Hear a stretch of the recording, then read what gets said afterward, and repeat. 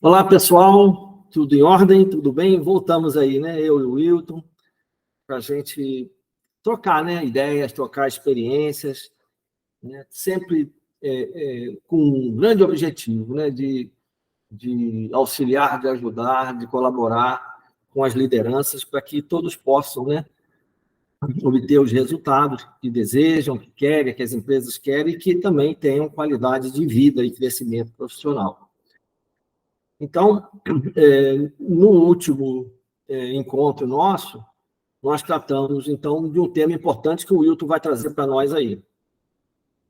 Pois é, a gente estava discutindo a questão de por que é tão difícil seguir os rituais ou cumprir a rotina, né? Esse é o tema que a gente quer esmiuçar e debater aí ao longo do caminho. No vídeo anterior, né, a gente entendeu ali cinco pilares, 5 pontos que provavelmente não esgotam o assunto, mas a gente entendeu esses, né, como os principais aí, né? Então, a gente está falando de liderança autocrática, a humildade, né, ou, na verdade, a falta dela para reconhecer que precisa mudar, né? Então, entender que essa mudança é necessária para poder fazer com que a minha capacidade de realizar funcione. A falta de foco, o foco aberto, né? Ter diversos focos, enfim. A questão da gestão do tempo, então, outro ponto que acaba contribuindo com a dificuldade de seguir as rotinas, e a questão relacionada à vontade, né? A falta de vontade, a dedicação para fazer o que precisa ser feito. Então, a ideia é que hoje a gente desça um pouco mais e discuta um pouco mais sobre liderança autocrática. Aí devolvo para o Segredo aí. Então, a gente, nesse caminho, né, nessa jornada que a gente escolheu para esse tema, nós vamos tratar, então, como o Wilton disse, da liderança, ele falou aí da liderança autocrática, né, que é uma questão importante demais da conta e que a soberba, né, que acaba atrapalhando a vida do gestor, do líder, porque ele acaba ficando realmente assoberbado com uma quantidade de tarefas enormes e não consegue cumprir os rituais, as rotinas que ele precisa fazer para gerar o resultado que ele deseja. E aí a gente vai discutir, vai conversar um pouquinho sobre os motivadores. Mas vamos retornar e mostrar que a liderança autocrática é essa liderança que quem está tratando aqui é a liderança centralizadora. Então, como eu centralizo em mim, no líder, né, tudo tem que passar pela minha mão, como se eu fosse assim, o centro do universo, as coisas, o processo industrial, ou na área de serviço, ou no serviço público, são muitas atividades gerenciais, são muitos os problemas do dia a dia, e aí as questões ficam, assim, o mundo fica grande demais para nós.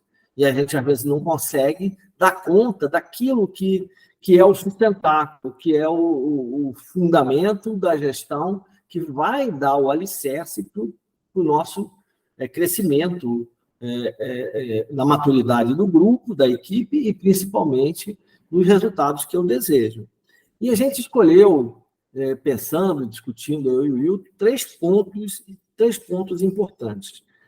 A questão da personalidade da pessoa, do perfil psicológico da pessoa, que traz nela, né, essa questão, esse ego que a gente chama do ego grande, né, que gera essa autocracia, vamos dizer assim, a questão da comunicação e da imaturidade da equipe. Então, são três pontos que nós vamos, então, estar discutindo com vocês. Quer falar alguma coisa? Aí eu vou em frente. Não, podemos ir, talvez, colocar uma virgulinha na questão da personalidade, que esse é o ponto, talvez um dos mais fortes aí quando a gente fala da liderança autocrática. Tem um outro viezinho que talvez esteja relacionado com a dificuldade ou a insegurança, na verdade, né, de olhar para as coisas que precisam fazer e entender, né, que tudo tem que ser feito pelo líder. Vou me colocar nesse papel, né? Tudo tem que ser feito por mim, né? E aí é um traço do autocrático que está ligado com a insegurança de achar que isso é o que espera-se de mim, né? Como no papel de líder. E, na verdade, não é por aí, né? Mas vamos em Na frente. verdade, no fundo, para você, as práticas, as práticas gerenciais, elas têm, no seu bojo, no seu conteúdo, a participação, se eu for, por exemplo, um gerente, né? Mas tem a participação da função supervisão, que pode ser um supervisor, do coordenador, mas tem a participação das equipes. Então, esse compartilhamento das responsabilidades, nós vamos falar na frente na comunicação, das responsabilidades dentro da prática gerencial é muito relevante. Então, essas inseguranças que faz com que eu centralize em mim, ou a minha própria, o meu próprio ego grande, achar que eu, por meu orgulho, né, pelo meu modo de ser, achar que eu sou o cara, que eu é que sei tudo, ninguém sabe nada, né, e tentar puxar, vamos dizer assim, tudo para minhas mãos, acaba com que eu não faça com que nós não compartilhemos, né, dividamos, vamos dizer assim, as responsabilidades, os papéis principalmente, e aí as práticas realmente não funcionam, porque para que elas funcionem tem que haver esse compartilhamento de todas as funções que operam o processo. Né? Exatamente. O segundo ponto que a gente quer trazer, né, de novo, né, nessa conversa, é uma conversa rápida, de 10, 15 minutos, a gente não está esgotando. Podemos, em outros momentos, estar aprofundando mais com vocês em cada um desses temas que a gente está discutindo aqui. Mas o outro ponto que a gente traz, assim, que é muito importante, é a questão da comunicação, né? Porque é na comunicação, na troca, né, no levar e receber, no feedback, que é o processo de comunicação, enfim, é que nós vamos levar assim, os grandes objetivos do nosso processo, quais são as nossas metas, qual é o nosso plano de trabalho, como é que nós vamos fazer as coisas, como é que nós vamos implantar as coisas, qual vai ser o papel de cada um, como é que cada um vai atuar. É como um time de futebol, né? Que não dá para ser todo mundo ponta esquerda, todo mundo ponta direita, todo mundo técnico. Cada um dentro da equipe tem uma função, tem um técnico, que, na verdade, orienta, traça o plano de trabalho, comunica, mas tem um time. E esse time, cada um dentro do time tem um papel. Se um deles, né, de um desses membros da equipe não cumprir com os seus deveres, ou os seus papéis, as suas responsabilidades, consequentemente o time tem problema, vai ter problema de resultado, não tem alternativa.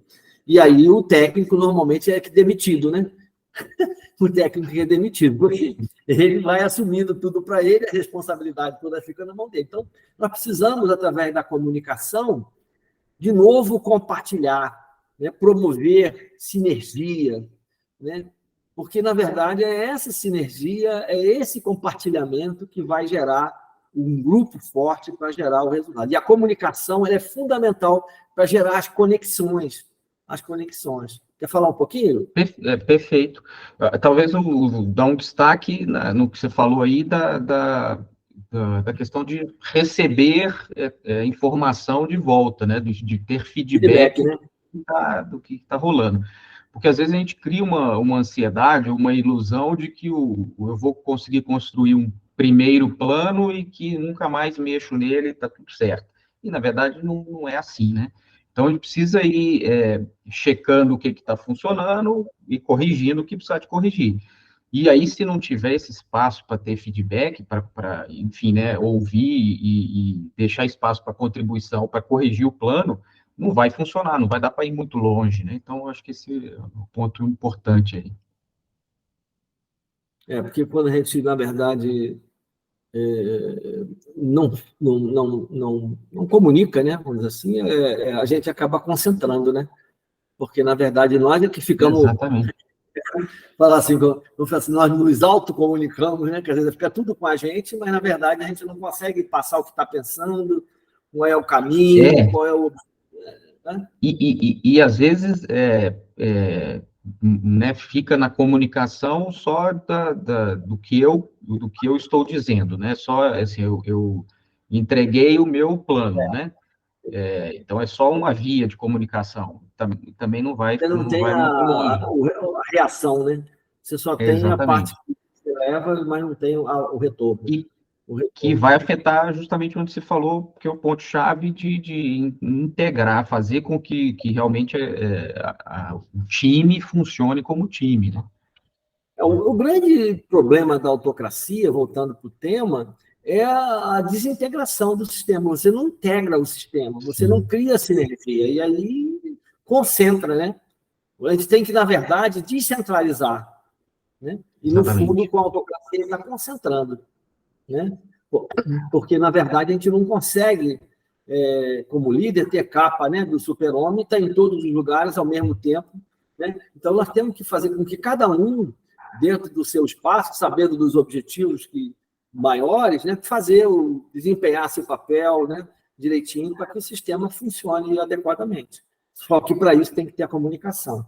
E o último ponto que a gente discutiu e está trazendo para vocês é a questão da maturidade ou da imaturidade da equipe, né?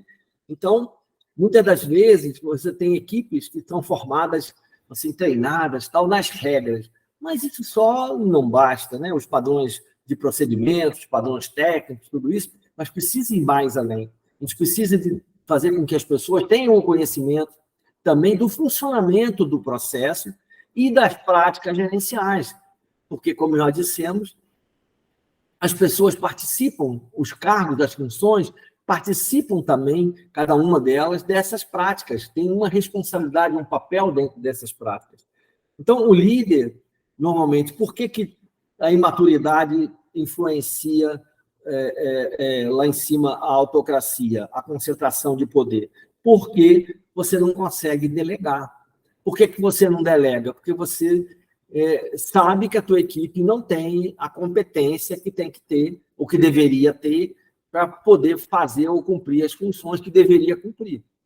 Então, aí você acaba concentrando na tua mão, não passa, porque você sabe que não vai acontecer nada, né?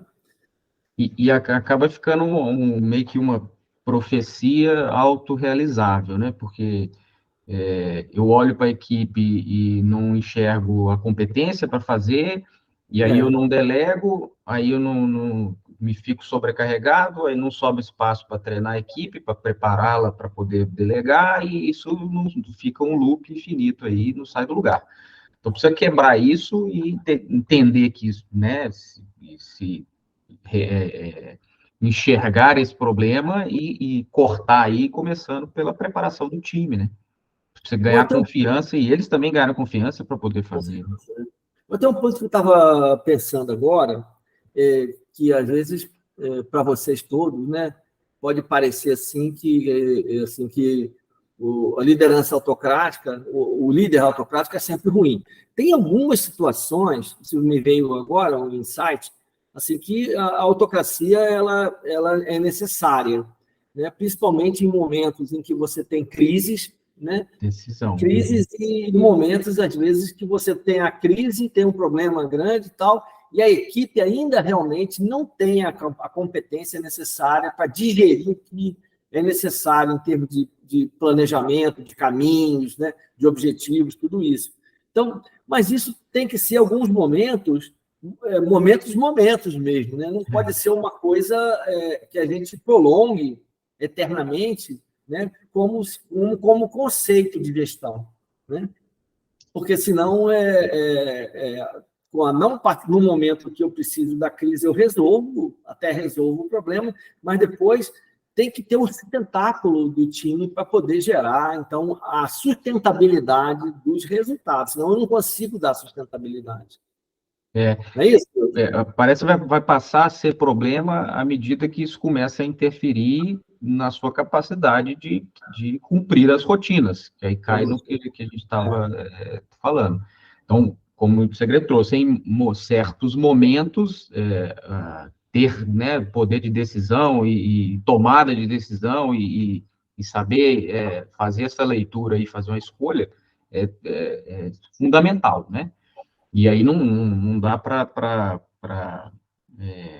neste momento, numa crise, eu vou treinar, vou fazer, não é isso, né? Agora, usar isso para o tempo todo vai chegar num ponto que vai certamente atrapalhar a sua capacidade de seguir rotina, né? De execução. Você consegue, às vezes, até dar um resultado por algum tempo, mas o tempo todo você não consegue, né? E o outro ponto, um ponto que a gente discutiu com o Wilton, até o Wilton que trouxe esse ponto, que eu acho assim, interessante, que a gente está trazendo dentro da liderança autocrática, mas, na verdade, não é a autocrática, é a liderança submissa. Quer falar um pouco, Wilton, dela aí? Pois é, esse talvez seja um outro viés ali que, no final das contas, né, o efeito disso vai ser o mesmo da liderança autocrática, que é você ficar sobrecarregado, né? Então, talvez o outro extremo, né, de ficar completamente refém da equipe, não conseguir, né, tomar decisão, não fazer escolhas, né, que é, em última linha, também um papel fundamental do líder, né, de fazer escolhas, e aí você fica completamente submisso, e aí é quase que esperado que a equipe começa também te entregar tudo para fazer e vai só aumentando a sua carga, e aí, de novo, vai ficar comprometido a quantidade de coisa para fazer no final, a rotina, né? Então, esse é um perfil aí também não é muito raro, mas, obviamente, o autocrático a gente consegue ver mais, é mais comum, talvez pela natureza das atividades e do entendimento, acho, do papel do líder, né? Porque talvez a gente se coloque numa posição que tem que fazer tudo, e não é isso. Mas essa questão da liderança, né, submissa, aí eu também já vi um pouco. Vamos lá, né? Então, fazendo uma síntese, um resumo disso tudo, então nós estamos dizendo o seguinte, que a liderança autocrática, essa concentração de poder, ela acaba fazendo com que, né, nós concentremos em nós todo o trabalho da rotina, dos rituais de rotina, dos rituais de gestão, né? E tem os problemas do dia a dia, também das anormalidades, das anomalias, tudo isso. Então, eu não consigo, né, a colocar dentro da minha agenda, vamos dizer assim, eu não consigo fazer o que eu preciso fazer para gerar um resultado sustentável, um resultado de excelência, um resultado diferente e sustentável. E na discussão nossa, a gente conversou hoje, nessa conversa, nós estamos trazendo 3 pontos, né? Que, vamos dizer assim, que sustentam essa liderança autocrática, que é a questão da personalidade, que é essa questão do eu, né? Da cultura do eu, que, na verdade, a gente tem que partir para a cultura do nós, ou seja, em vez da cultura do ego grande, do orgulho, do que eu sei e tal, a gente liga para a humildade, né? A humildade não de submissão, mas de você perceber que você também tem suas dificuldades, você também tem seus problemas, que está todo mundo aprendendo junto e que a equipe unida ela é maior, né? Ela é unida, vamos dizer assim, com sinergia, todo mundo trabalhando por resultados, sabendo os seus papéis, o resultado, com certeza, ele é muito diferenciado, né, e sustentável. Então, a questão da personalidade ela é extremamente relevante, né? Essa questão da humildade no trabalho ela é fundamental, né, para que a gente possa gerar essa distribuição das atividades. O outro ponto é a comunicação, né, que vai fazer com que a gente também faça com que todos entendam quais são as atividades que tem que fazer, as responsabilidades, tudo isso de novo, né? Mas saibam também qual é o plano, qual é o objetivo, ou seja, todos sejam partícipes, que contribuam, ou seja, nós precisamos compartilhar para poder unir o grupo no mesmo foco, no mesmo objetivo, e aí as divisões, as tarefas ficam mais brandas para todos.